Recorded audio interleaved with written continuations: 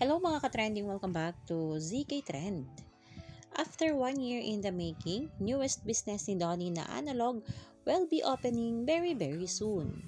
Yes, mga kabablis, ipinakita na nga ng analog sa publiko ang super ganda na lugar to hang out with people and friends. Indeed, a perfect place.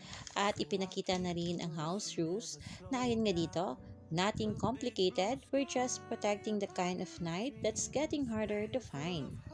Ayon pa dito sa post ng Analog, "Hey, you found us. We were hoping you would. Analog is the secret we kinda want everyone to know. A place where time slows down and flies by so fast. At the same time, like the good old days, only this time we're actually here for it. We made this place for the moments that are easy to miss when you're not paying attention. So come through our doors, take it all in, stay longer than you planned. There's nowhere else to be right now but fully here. See you around and hopefully, okay."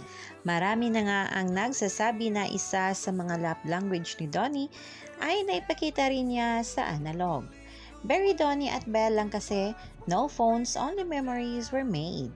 Ganyan kasi sina Donnie at Belle, walang cellphone sa mga gala nila, only memories they create.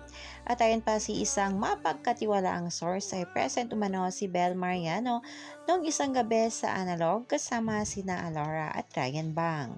Super lucky talaga itong sina Donnie at Belle kaya walang makakasira sa kanilang relasyon at going stronger pa din in their solo era.